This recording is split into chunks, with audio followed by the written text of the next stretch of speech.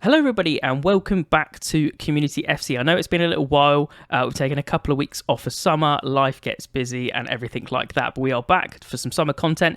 Not quite ready for the roundup review yet. Season 3 is coming as soon as the new season kicks off. We are all very excited. It is only mere days away at this point. So before we get into the episode of what we're going to talk about today, let me introduce my constant co-host as always, Rich. How you doing, mate? Very well, thanks Aidan. Thanks for having me back for another exciting year in Community FC.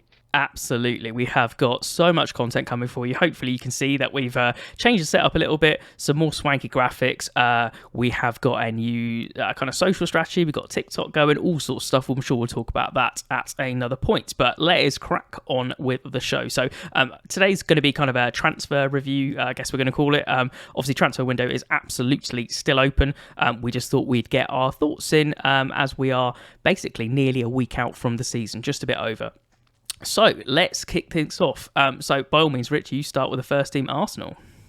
Well, I think Arsenal have done a madness so far, to be honest. They've made some real big moves in the transfer window.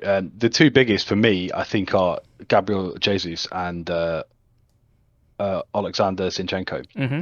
Honestly, those two alone could do an awful lot for Arsenal, as well as they obviously brought in Fabio Vieira as well from Porto. So I think they've made some real progress in there. The only big sort of out they've had is Lacazette. Yeah. As well. So I think this could be a really exciting season. They had a bit of a wobble at the start of last season, but they kind of pulled it together towards the end there, and they've got an exciting team. And I think these few additions could see them do really well this year.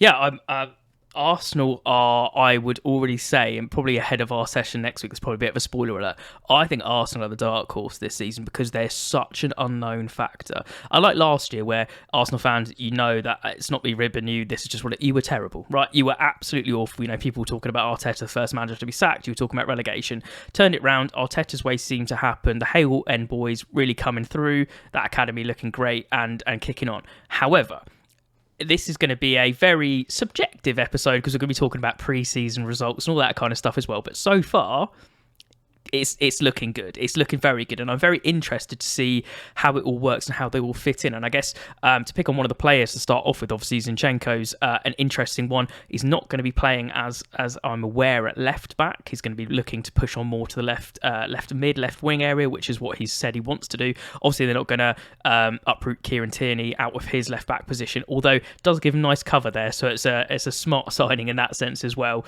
And I think Zinchenko would do great with some more minutes under his belt.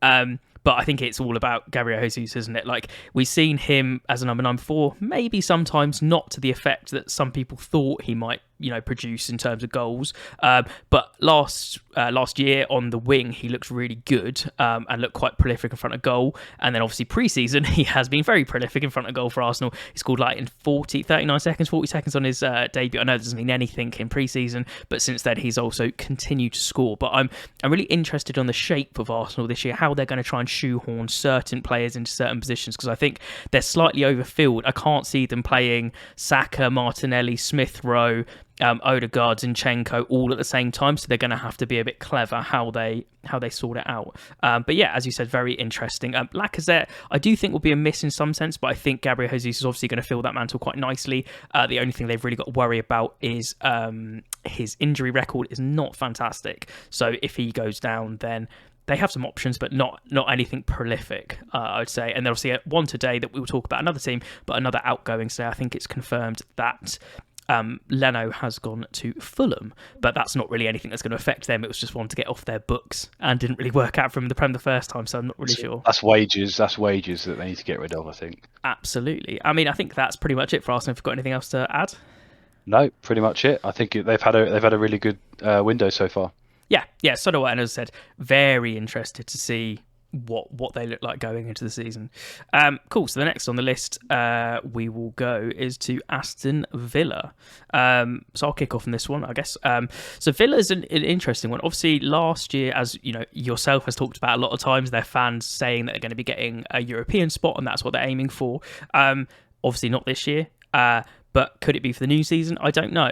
But with the signings they brought in, I would say probably not when you're looking at teams around them that have also strengthened. Like, obviously, the loan to buy, so they've got Coutinho now fully, so that's obviously a good thing for him. I do think I know he's purple patchy and he really is a form player, but I think, again, he'll pick it up when he's got a pre-season and fully been under his belt for Villa for a year. They bought Diego Carlos from Sevilla for 26 mil. That's a big signing for them, a big money move. And then actually one that I think is probably, in my opinion, the best signing they've done. I know Coutinho was last year, so I don't really count it as the full-on one, otherwise he would be. But I think Kamara is from Marseille from a free is really, really good signing. Lots of teams, even United, were linked with him. Really solid, and I think he'll do a job. But is it going to be enough? I'm not sure. Yeah, and the other thing I would say as well is I worry about Coutinho. Is he going to have that? I've now got my full contract. I'm not going to worry that much. He is that guy. He is that guy, and that's my only concern about Coutinho. Really, I think we could either get the Coutinho of old, where he's unplayable, or we could get the Coutinho who just isn't there. Yeah. And that's my concern about that. But yeah, I agree with your other points as well. Kamara is a fantastic bit of business on a free, and Diego Carlos will be good, but I just don't think it's enough to propel them into that. It's going to be a very, very challenging European spots this season. Absolutely. And everyone around Villa are putting serious cash in. Yeah. So yeah, I don't think it's enough. Yeah. But it's not the end of the window yet. No, and that's what we should caveat for every team we're talking about. Some people, including my team, when we get onto it, there could be a lot more stuff done and changes before that window's up. So it'd be interesting to go on. And outgoings, not really anything crazy. I think Matt Targett will be missed a little bit, but obviously I think he was a bit surplus to requirements in that sense from Gerrard, so it was just kind of a move on situation. Do you want to move on to the next team? So next team we've got is Bournemouth. Obviously newly promoted. So far, 2 signings, both on a free. Ryan Fredrickson from West Ham and Joe Rothwell from Blackburn. They need to make some more movement. Yeah, because I don't think that's enough for them to stay up.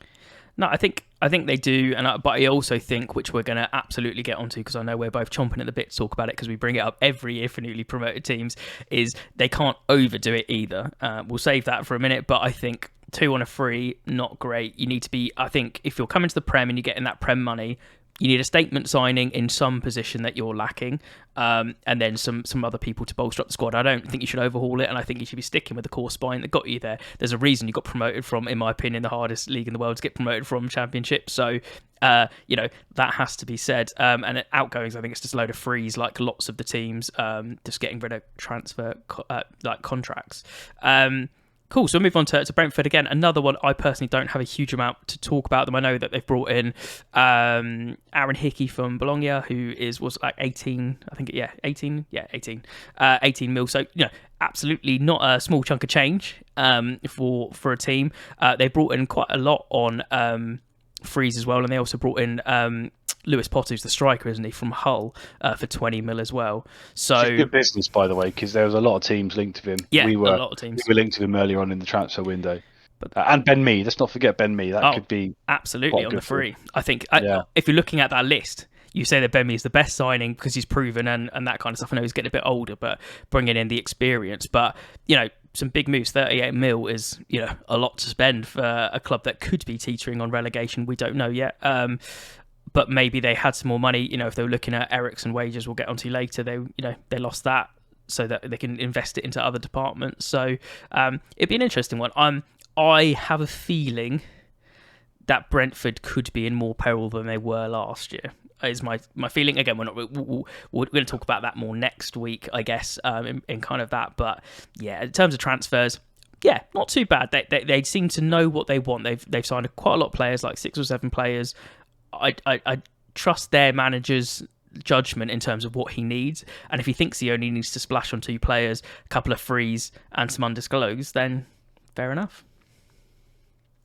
Cool. Well, why don't we go on to Brighton now? Why don't you kick off?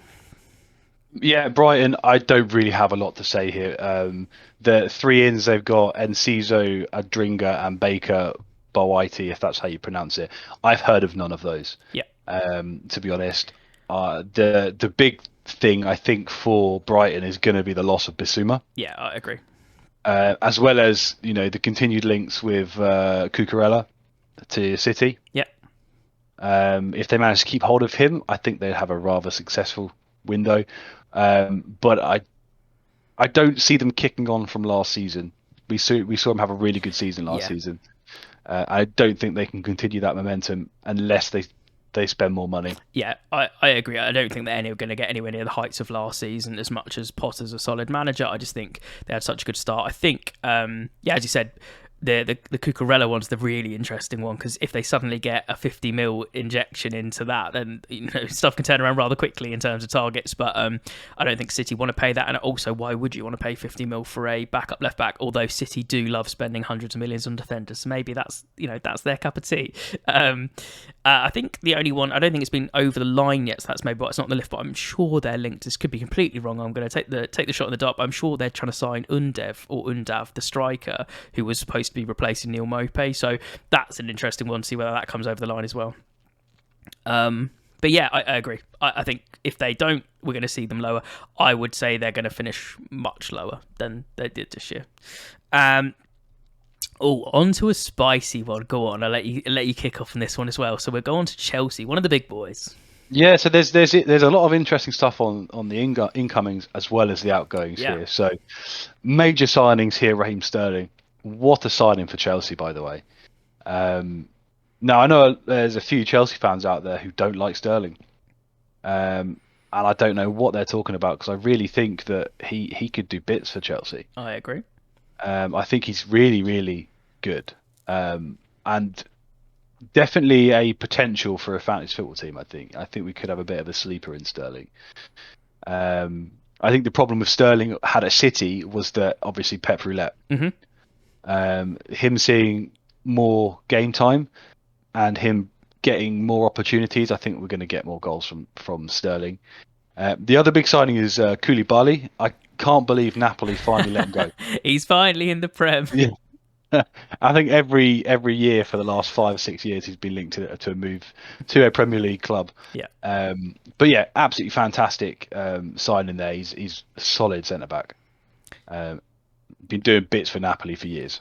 Yeah, my question has always been, and I think I said this in our group chat to one of our resident Chelsea fans, Jamie, was is it too late? Is he too old now? Like, he literally feels like he's been linked for about 10 years. So now he's like, but who knows? Obviously Chelsea desperately need some defence, and they may be looking for that kind of older partnership with Koulibaly and Silva, or maybe one of the younger ones next to them, and then rotate with injury. Who knows? But I think that's a good one. But yeah, I could not agree with you more on Sterling. His stats speak for himself. Whether people love him or hate him and say that what's wrong with him, for England, or what's wrong with him for this, I don't care what you're saying. Like, at the last kind of couple of tournaments, as we said, Raheem Sterling's been one of, if not the best player of the tournament for England, and when he's got a consistent run of games, he is lethal in terms of finishing and also assisting.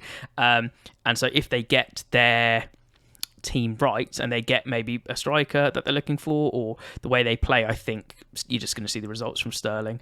On the outgoings, who hasn't left? Who hasn't left Chelsea or was planning to leave Chelsea? Obviously, the very big elephant in the room is the Romelu Lukaku back to Inter Milan. I will let you talk on that one because you do love a Lukaku chat. Listen, all right. If you go all the way back to the first ever episode of Roundup Review, you will hear me say that Lukaku is gonna flop. And God, I love being right. The worst transfer, I think, in the last decade. And there's been some howlers. There has been some absolute howlers, but I just don't see how you can get any redeeming factors for Lukaku. And I did see already, I think it's already been agreed that he's going to stay there another year, even without to buy. So it's just like, it's just gone completely wrong. He doesn't want to be at Chelsea. He never did want to be at Chelsea. I don't know why he went back. He fell out with Tuchel and it just went downhill, and it's just one of them. But also, they've also, in my opinion, much more important than losing Romelu Lukaku, Antonio Rudiger, in my opinion, is the biggest loss for Chelsea because he was such a prolific centre-back in every sense. He was a captain, he was a leader, he was getting involved, he was doing that. Yes, I know Chelsea fans, you're going to say that you didn't like seeing him take the 40-yard shot every single game or multiple times a game, but you know what? A couple of them came off when he saw some screamers and also just looked really solid. So I think he's going to be an absolute huge miss. Yeah, as well as Christensen as well. Look, it's tough, and you never know. The Abramovich saga probably impacted those players, but my point there would be, why have you tied up new contracts long before? Mm-hmm. Letting players run out their contracts is never a good situation to be in. And realistically, if you'd have let Rudiger go last year, you probably could have still got 30-40 million for him. Yeah, and that's just facts, isn't it? And he's gone to Madrid, and I'm sure he'll bed in well there. I did see he wasn't a favourable end for squaring up someone in a preseason game against Barcelona. But anyway, but yeah. One thing we have to mention though, before we move on from Chelsea, is how much Barcelona have just destroyed their transfer window. I think we can say on here that we are of the opinion, I'm not accusing any company of doing this, or we're not saying it outright, we're just questioning whether there is some kind of fraudulent behaviour going on at Barcelona. Or I mean, it's been shown over recent times that stuff's been going on, but you can't be a club that's nearly, or now just over, £1 billion in debt, or billion euros I think it might be, but they also are keeping, obviously, wages from Frankie de Jong, owe him 17 million, if reports can be said. But they're still signing players left, right, and centre, and they still have so many players like Frankie de Jong, and I think they've just got rid of City, but they're all on like 400 grand a week because they try to splash it, and now they're just in the red. I mean, try and tell me that there's not some sort of favouritism in financial fair play. It seems like there are some clubs that are too big to fail. Yeah. The whole time you've got Bordeaux, who have been relegated from Ligue 1, and almost down into Ligue 2, with £40 million worth of debts. Barcelona still owe them £10 million from Malcolm in 2018. Mm-hmm. Outrageous. But I don't understand. So if, like, also from a player's mindset, right? Just, it's a bit off topic, but a player's mindset. So say you're Koundé, who's looking to join, looks like they're going to beat them if the Lord and Saviour Fabrizio Romano has tweeted it's going to happen. It seems to have beaten Chelsea to his signing, right? You're going there thinking, I'm not going to get paid. Why are you going there? I understand that Barcelona is an incredibly prestigious club, and some people, it was their dreams to play from them. They might put a better offer on the table for certain stuff. But if you're literally seeing someone who has been, like Frankie de Jong, who has said that he is not going to get paid the wages potentially. They want to cut his wages in half to 200 grand a week because he's on 400 and something grand a week anyway. And they even came out in an interview and Xavi said, "Oh, but we'll just play him a centre back if we need to." What? Ridiculous. I don't know. I mean, this is a topic of conversation for another day, I think, because we could rant on for ages. But yeah, they keep stealing the Chelsea players. Yeah, they keep stealing Chelsea players. And I think they're struggling to find good enough replacements, really. And I will also say, I know that they had mostly a first team and occasional subs coming on, but if you've just been beaten 4-0 by Arsenal in pre-season with mostly a first team, you need to start looking at some signings, and Tuchel was not happy. That's all we can say on that one. And also, sorry, I should add, potential more defenders, including another one going to Barcelona if Azpilicueta goes. So that cycle potentially isn't over for you. Anyway, before we rant about Barcelona for an hour, let's move on to Palace. So Palace, I think, are kind of under the radar as well this year. I think they've made 3 signings. One of them, like Chictagore from Lens, 21 mil. That's not an insignificant amount of money at all, but it's not maybe what I was expecting from Palace when they did look at times really, really good last season. But I just think they're going to have massive holes. It's not an outgoing in the sense of getting rid of him, but I think don't want to say the pun, but like the hole that they're missing in midfield is going to be Conor Gallagher, isn't it? Like absolute engine room and their creative outlet last season by a mile. Yeah, I think the only other point I have to add to there really is Sam Johnson on a free from West Brom is smart business. Yeah. I think he's a good keeper. I don't know if he's going to go in as a first choice or as backup, but either way, he's good to have around. I think he's a capable pair of Yeah, hands. absolutely. I mean, a United player from academy and coming through. So yeah, he's been around a very long time, and lots of clubs. I think even United were looking to re-sign him again, just to, if he's not going to play first team, it's to have that. Yeah, as you said, the having that older player in to give you the experience to the youth, and it's great to have one of the, like someone like that in the dressing room. Cool. Let's move on to, I think, quite a big one. Everton. Do you want to start? Yeah, Everton are in trouble. There's They're the in real headline. trouble. There's the headline. Yeah. I honestly don't see them doing any better next season. Right now, they brought in Tarkowski on a free. Which I do like. Yeah, fine. He's a capable centre half, but Everton have got a lot of problems across all of the pitch. And they've got Vinagre. Don't know how you pronounce that name, but from Sporting. Yeah, ex-Wolves guy just signed. Yeah. You know, the problem is they've got. But it's on loan as well. It's not full. Yeah, this is the thing. I think what you're seeing now is Everton are struggling to get players. Players don't want to go to Everton, which is, I think, it's not something that they've previously had a lot of problems with. Yeah, I'd agree. I don't think Everton are nowhere near the club they used to be. However, one of the best bits of business, 50 million for Richarlison. Yeah, it wasn't even. It could have been 60. I think up to 60 was add-on. So it's I mean, that's good business because he's a terrible player, and long-time listeners of Community FC will understand and know how Aidan and I feel about Richarlison. I mean, I will quote and say I don't think he's terrible. I think he's a very effective player. I don't like him as a person. But yeah, he is not worth 50 million. I would say that he'll do a job at Spurs, but I don't think he's going to be utilised as much as people think. Obviously, we'll get onto that in a minute, but I think he's a huge loss for Everton, the way that they play, because Dominic Calvert-Lewin hasn't looked as sharp. He's had some problems off the pitch and kind of taken a step back after some injury and then some mental health stuff.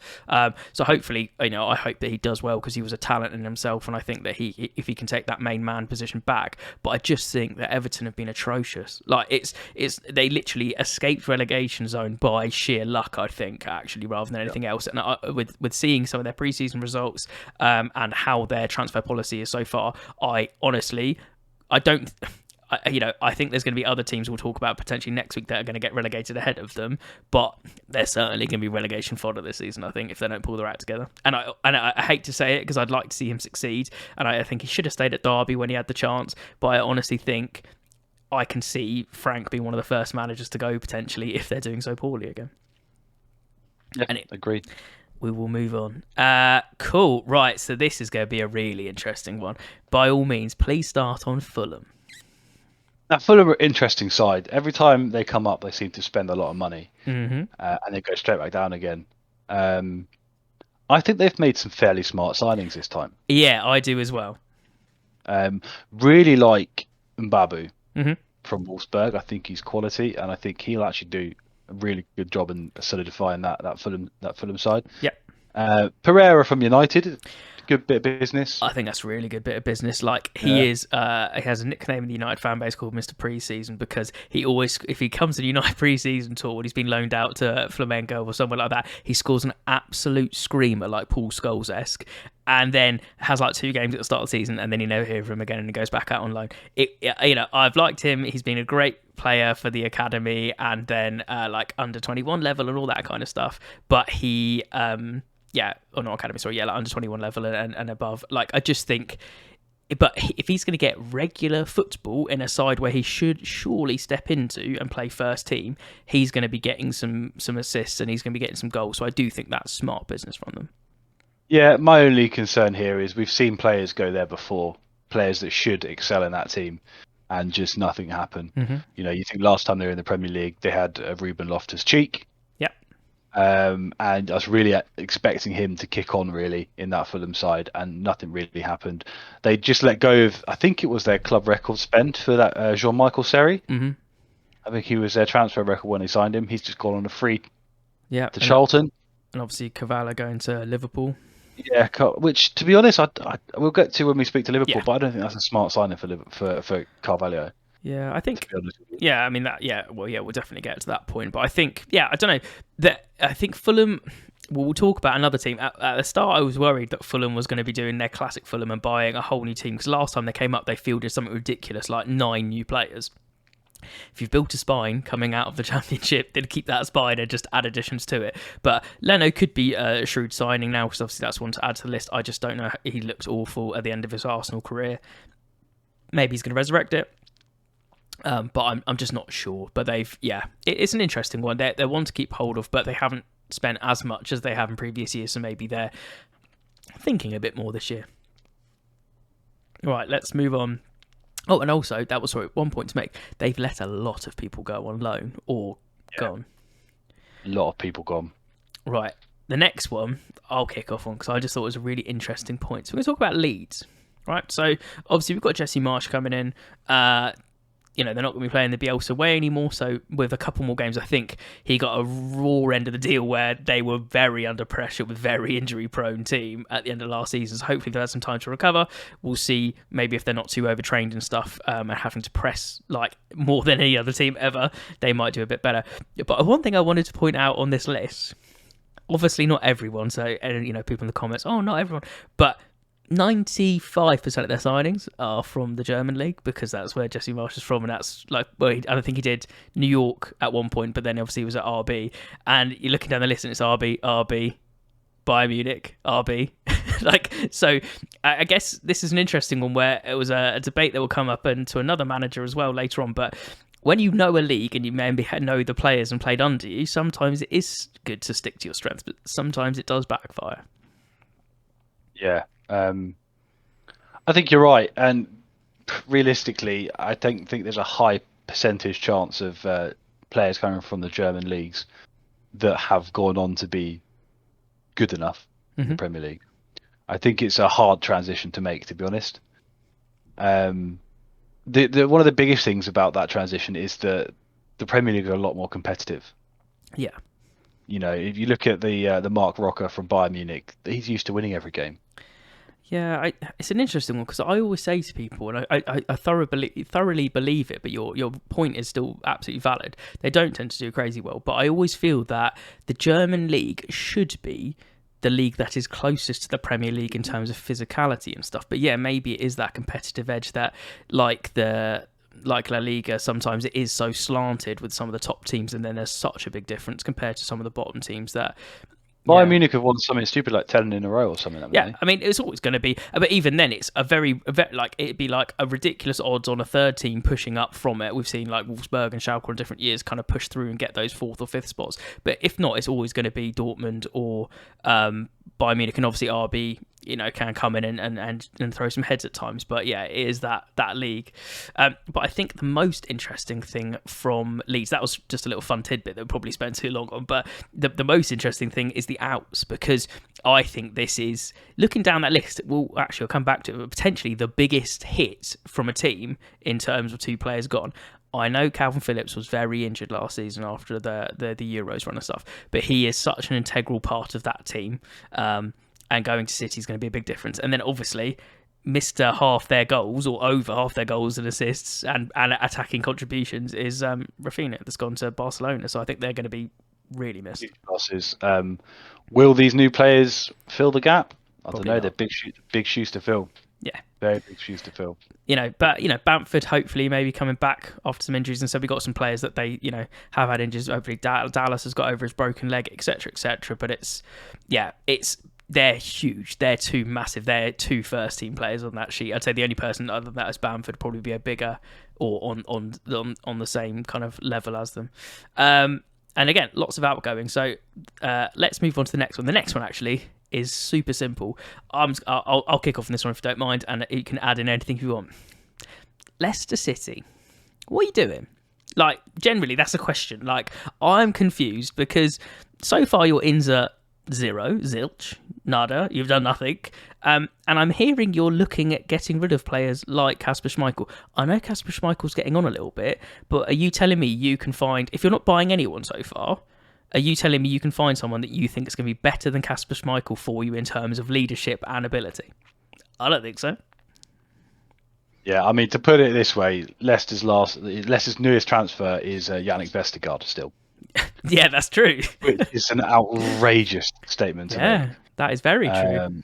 Yeah, I don't know what's. I mean, we spoke about him in the group chat last night. I don't know what they're doing. I don't know where they're going to get the money from. No. Because I don't think they've got many players left other than Tielemans, Who's probably going to go. Going to go, and he's going into his last year of his contract, so you're not going to get a big payout and, for that. You know, we'll talk about it next week probably more, but again, I don't think they're players like Vardy and stuff. You know, he's on the downwards turn now. Like, he's getting older. Don't get me wrong, he will still score goals, absolutely. But unless they're getting some players to really step up, like Harvey Barnes, people like that, I just don't see them doing that much. And it's just shocking to see. I know there's still time left in the transfer window, but you know, less than 10 days until the Prem starts, and you haven't signed anyone. You clearly do want to sign someone. No Premier League club sits there and goes, "Nah, we've got the perfect team. I don't want to sign anyone. I'm good. We're covered." It just doesn't happen. So yeah, let's move on from there. Let's kick off on another big boy. You go. So we're going to be talking about Liverpool. I don't think they've had a phenomenal window, to be honest. Núñez is a good signing. Yep. A little bit of time to bed in, and I think he will score goals.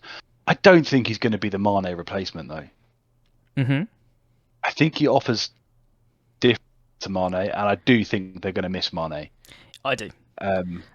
I think this is my bigger point about Liverpool. I think they're going to miss Mane, and while Núñez, I think, will do a good job eventually, I think there will be a settling in process that needs to happen. Yeah. And I just think that Mane's kind of explosive pace is going to be sorely missed. And just his ability to, when they're literally the dynamic duo. When Salah's not good or not on form or not having it, Mane always steps up. Every time, basically, he steps up. And loads of people are like, it's not as a bigger miss. You know, since those games where, ironically, Mane's team absolutely smashed when Senegal smashed Egypt twice, he hasn't looked the same. And Mane was the one that was picking up everything at the end of the season when he was, you know, pushing them on and getting the goals and setting stuff up. So I do think Mane's going to be a big miss. On Núñez, I'm not going to say crazy statements because I think that lots of people have thrown around he's the next Andy Carroll. He's done lots of stuff like this. The preseason game of United was very funny where he missed a lot of sitters, but I have no doubt we were interested in him as well. I have no doubt he's a talent. I, however, do think he's going to take some time to bed in. I think the talent is there. The £64 million transfer fee, which is going to weigh. It's going to weigh heavy. Which can rise to 85 million, it's going to weigh very heavily on him. That was my point. Do I think he's going to be an £85 million player? No. Do I think he'll be good for you? Yes. Like, eventually. I just don't think he's going to be as prolific as other people. And I also, again, really quickly off topic, I also think it's really harsh because Jota is so good for you, and I think you could have still played with Mane. Obviously not Mane. You could play with Salah on the right. You can play with Luis Diaz, who's, you know, phenomenal, you know, coming and bedding in so quickly, and then Jota up top. So, you know, their hope he's going to be more prolific than that, but it's going to be definitely Jota's, downfall for basically. The only other thing I'd like to cover here really is I think that Carvalho going to Liverpool is it's terrible for him. He's such a raw talent and he's young. He's just going to waste away on the bench. Yeah, he's probably not going to get crazy opportunities. You know, Klopp tries to bring some younger people in like Harvey Elliott and stuff, but it's still not as much. It's the same problem we had with Brozier and Lukaku last season. Like, if you just spent 64 million rising to 85 million on Darwin Núñez, you know, you've just spent however much on Luis Diaz last year. Yeah. You've got Salah. You can't drop Salah. No. And then you're going to put Carvalho ahead of Jota? You're not going to do that either. So what's the bloody point? Yeah, it's an interesting one. I'm just I'm curious to see how their dynamic works. I'm assuming it's just going to be Luis Diaz is going to be on the left and it's a Núñez up top, and that's how they're going to roll. And then, you know, they've lost Origi, which I think for Colt fans, especially Steve, shout out to you, who absolutely loves Origi. And do you know what? He has been an absolute super sub. This is a bold statement as well. I haven't seen a super sub as good as Origi since Javier Hernandez at Manchester United. Yeah, no, that's a fair point. I'll take that. In massive games, he steps up, and you think, oh, I haven't seen him. 85 minutes, you're like, oh, Origi's coming on. Origi! And he's just like banged it in, and it's like just happens. So obviously, Nico Williams will get on to, as he's gone to a team we haven't covered yet. And it is sadly time, I thought this was worth mentioning as well, it is sadly time for Mr. Champions League. Not Ronaldo, we're talking about Karius. It's time for him to sadly hang up all his loan spells and move on. So, let us move on to Manchester City. So, or as I like to call them, Southampton B team. You go then. On that statement, you kick off. Obviously, I'm alluding to the fact that we have absolutely ripped apart their academy and signed and still trying three of their players. And still trying, yeah. We're still going away trying to take some more of them. But no, let's be serious and let's talk about the Haaland in the room. I mean, it's a good signing. Mm-hmm. You can't argue with it really. It was a case of which club is he going to come to? Yeah. And I think City always had the upper hand, what of his dad and everything. Yeah. I mean, what do you more to say? I think he's going to be a good signing. Could be an understatement. Like I know some people have been bounding around. They don't think he's going to hit the ground running and stuff. I just think, and he's a really injury prone. I'm not saying he's not injury prone either, because he certainly is. But when he plays, even if it's straight back after injury, the man is a machine. And anyone being like, yeah, but he plays for Dortmund, and it's, I'm sorry, he's still banging him for Norway, just like that. It doesn't. He's still scored a ridiculous amount of goals for that team, and it's basically only Ødegaard like assisting him for Norway. So I think there's a lot of question marks, and also I think the question marks sometimes are around the style. They've been playing with such like a false nine system. Is he going to step into KDB's space? Is it going to mess stuff up? Honestly, no. I think KDB's going to love it. I think Grealish if Sterling was there, it would have been the same. But Grealish and everyone is just going to be pinging to this gigantic robot that just is a goal machine. So I don't see that turning out any differently. Shout out for Golden Boot. I mean, that's bold, but it could happen. It totally could happen, and I wouldn't put it past him. So that would be interesting to see. There you go. Maybe that's a crazy bet for someone to put on. Calvin Phillips, obviously, Fernandinho replacement. That was going to be a big hole that I was going to bring up, but obviously they have covered that hole. And I think if he gets into the team, they're going to bed him in. I still think he's going to have to play Pep Roulette, because they've still got Rodri, who was great last season, so I don't see him playing all the time unless they're switching the system up a bit more, but that is a Pep thing to do. And the also other one I wanted to bring up, as I flick back to my notes, was they technically do have a signing that we haven't seen for them, but he was bought last time, which was obviously Alvarez, isn't it? So they have another backup striker, so they must be playing properly with a striker as a number 9, and then when Haaland is injured or they're going for something different or coming off the bench, they have Alvarez, who was obviously a really highly tipped person from River Plate, I think it was. That's right, yeah. So he is obviously going to be there to back up, so they technically have even more people that it's just not coming under this transfers radar, because that's just the way it is. But obviously the big outs, Raheem Sterling, I think you need to mention, well, we've said how much he's going to be good at Chelsea.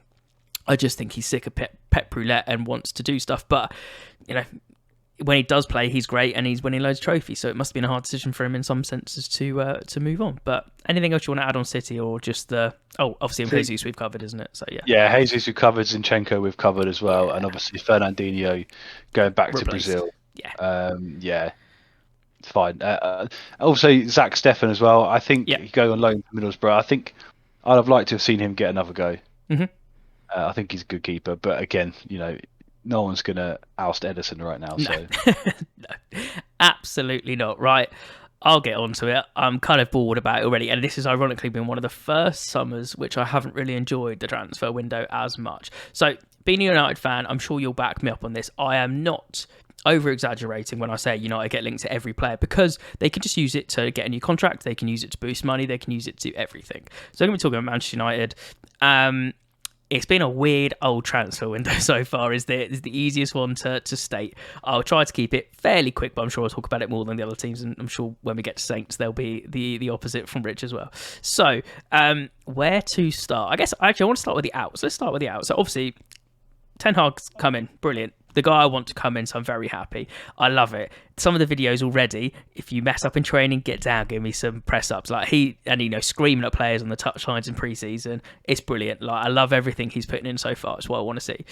But on the outs, we have some big names and some big holes to fill for different reasons. We have Paul Pogba, obviously the hilarious story of leaving on a free twice for Juve. Still stand by Pogba, one of the most talented footballers I have ever witnessed. If he wasn't as injury prone and got into the team properly, then he'd be absolutely unreal. Ironically, I don't know if you saw this, he's already been injured and out for a month at Juve in his first game. So that's continuing that trend. We won't go much more on. I wish him all the best in the sense I love to see him play well. That's it. It didn't work out. One which was quite hard to take, actually. I do love Pogba, but the next one, he's been there for a long time, which is Juan Mata. It's crazy that he was there for so long. Like, people actually started thinking of more of as a United player than a Chelsea player because he's been there so long. Didn't work out in terms of trophies, obviously, and his ambition to come there. We haven't been in a particularly good place. Won a few things, but not like a Premier League title or a Champions League that he would have been hoping to when he landed on that helicopter on that last week of the season. Transfer deadline on that year that it happened. But brilliant servant for the club. I think he's had one of the best leaving videos. If you go watch it, it's like 10 minutes long. It's unreal.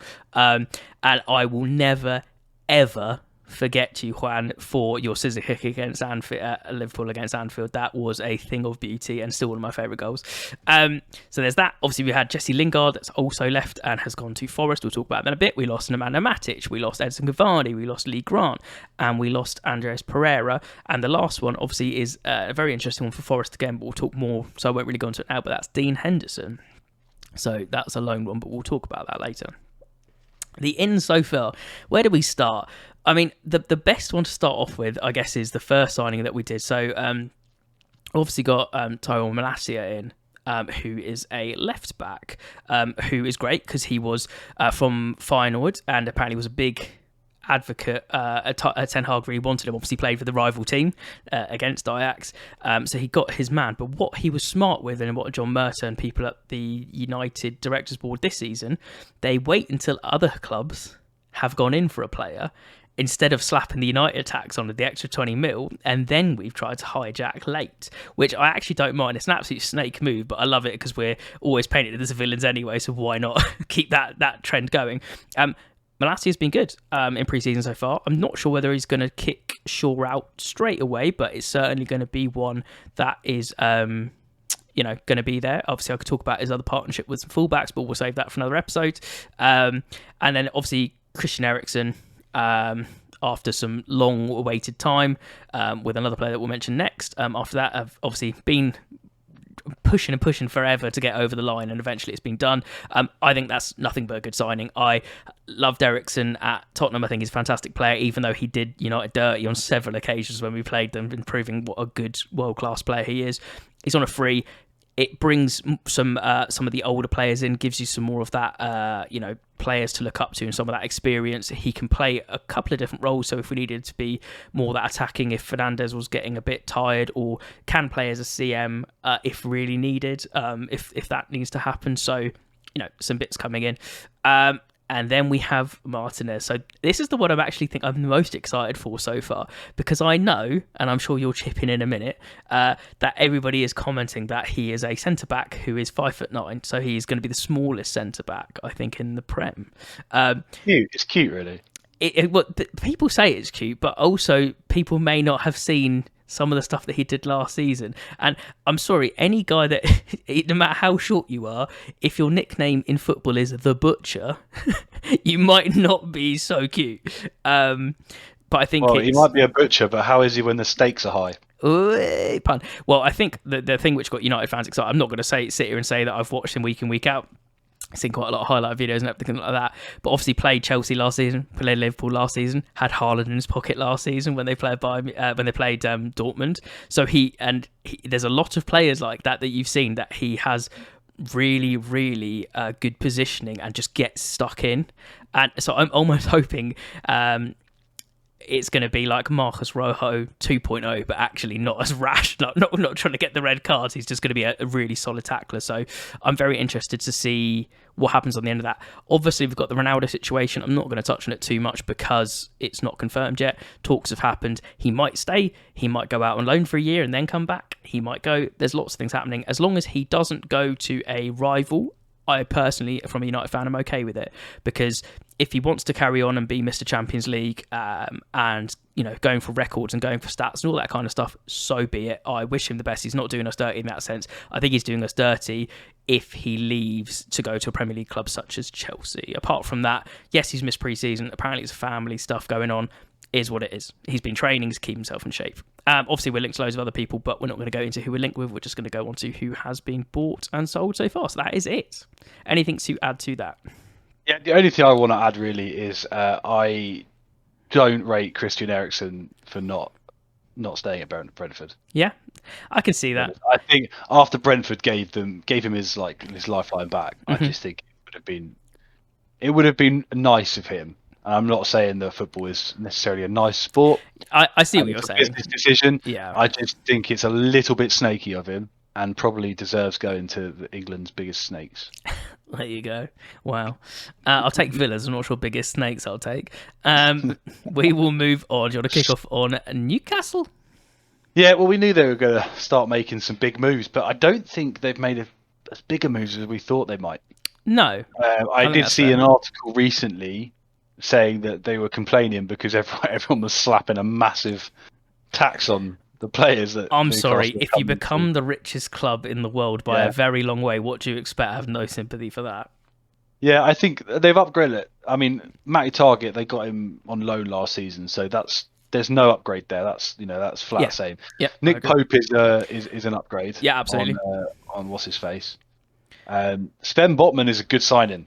Although, how long did that take as well? I feel like I've almost been reading about Sven Botman as much as I've been reading about Koulibaly. Well, they were, well, this is the other thing, isn't it? But they were trying to get Botman in from January, I think. Yeah. But hey, look, it's not bad. No, 35 mil, though, it's quite a lot. Yeah, it's quite a lot. Arguably, would someone else have spent that much money on Sven Botman? Probably not.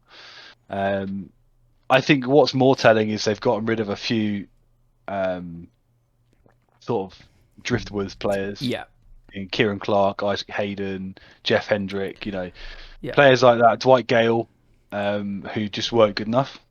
Oh, well, it's supposed to be getting rid of like Lascelles and stuff as well. Like, imagine getting rid of your club captain, but that's what they need to do to stay up. I think they'll make more signings. I'm 100% sure they'll make more before the transfer window closes. But yeah, I don't think they'll be relegated.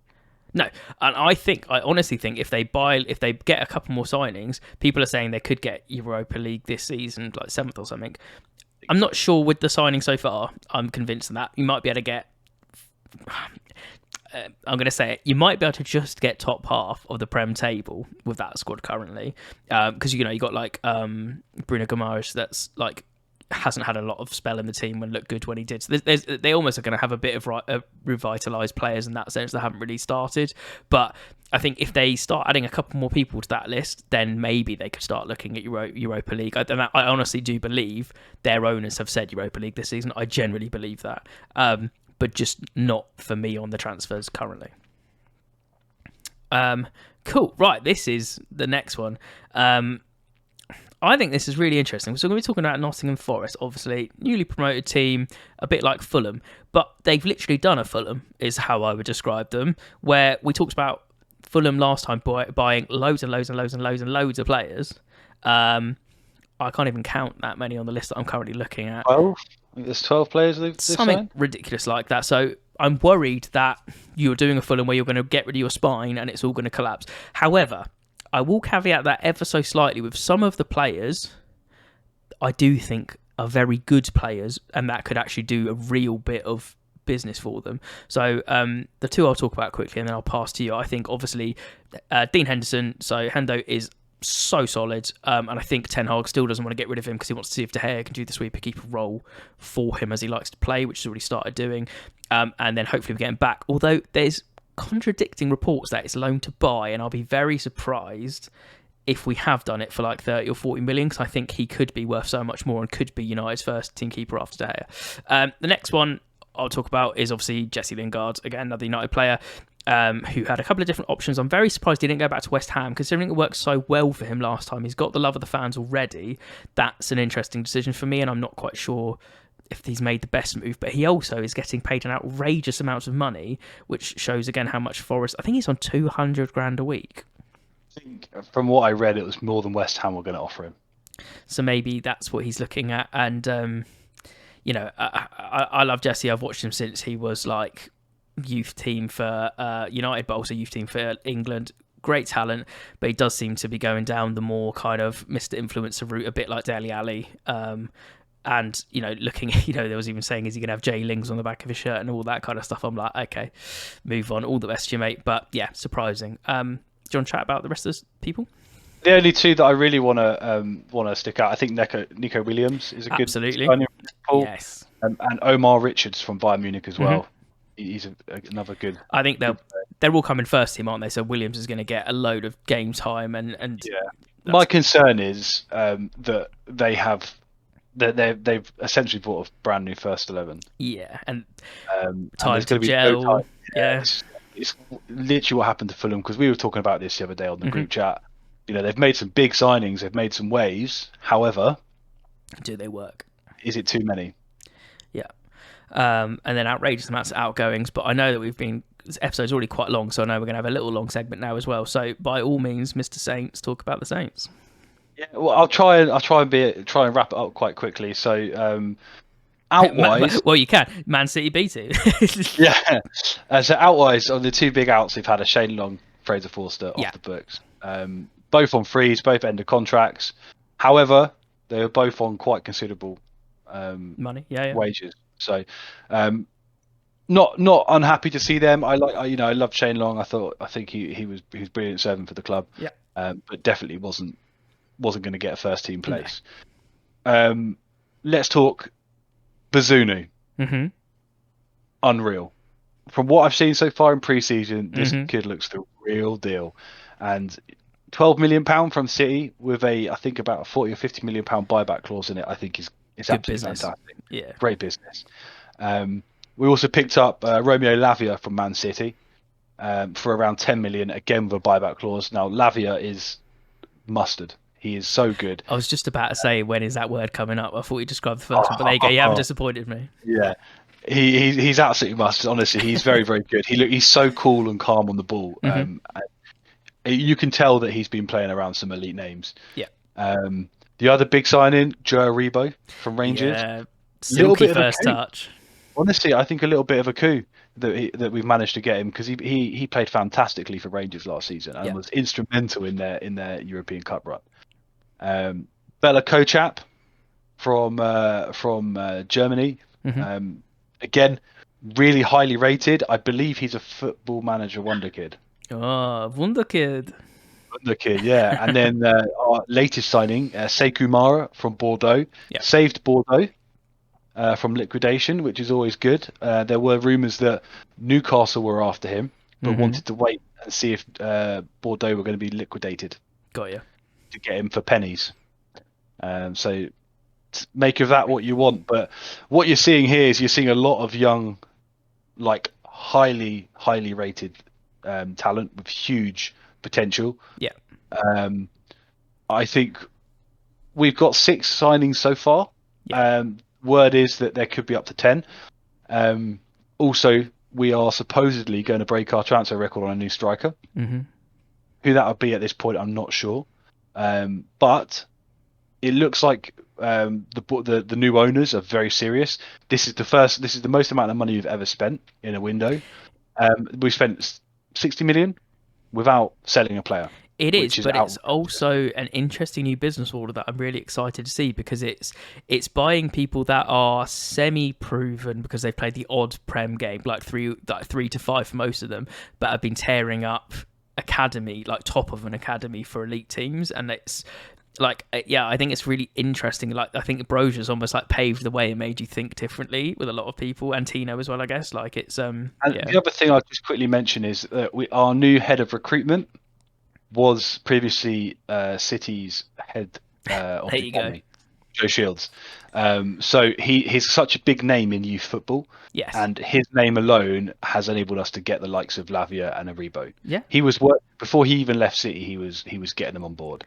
And then the other thing I will just quickly mention is that we've had a massive shake-up of coaching staff. Everyone apart from Ralph and Richard Kitzenblitzer was sacked, and we've got brand new coaching staff in, including for the first time since Danny Roll left in 2019, an assistant manager. Which is hilarious that for people that might not realise that. Obviously, I watch enough Saints games with you to know. But yeah, like how has that not been filled for that long is bonkers. Yeah, and that should hopefully help. Yeah, stop get some pressure off. Crazier, decisions. But yeah, we'll stop it there because I understand we're a little bit along tonight. All good. Yeah, we'll go on and wrap through the next ones quite quickly. Not too many more to go. But the next one is quite big. We're going to go Spurs. So Tottenham, I think, have made some very decent signings indeed. I think obviously we said that Conte is only going to get better, and the fact that he's buying the signings for it is interesting. So obviously we talked about Richarlison already. Maybe a bit too much money, as we said, and not sure how much he'll actually play, because whether they're going to switch the wings or whatever, but surely most of the time it's going to be Son, where Richarlison normally likes to play, or backup for Kane, or I don't know what's going on there. Obviously, Basuma, we said from Brighton, I think it's going to be a great one because they were lacking in that department and are selling lots of their like CDMs or centre mids, so that's a good hole there to fix. Jed Spence, obviously from Middlesbrough, had a good season, being brought straight in for right back. And one of the most interesting ones for me is obviously Ivan Perisic, who is coming to Inter Milan on a free. He's old, but he's still got it. He's still very quick, and he's still got a good engine on him. So I think he's going to do bits. And I think the last one is Clement Lenglet from Barcelona. So any Barcelona kid, probably going to have some higher expectations. And I'm not going to pretend to know a huge amount about him. I've seen a lot of people rave about him. So I think, they have some very, very solid signings to embed into that Spurs team. And if I'm honest, they're just going to make it better. Yeah, completely agree. I think they've had a really solid window. I don't think they needed an awful lot. No. But they've definitely, what they have done is they've consolidated and they've added some strength and some depth.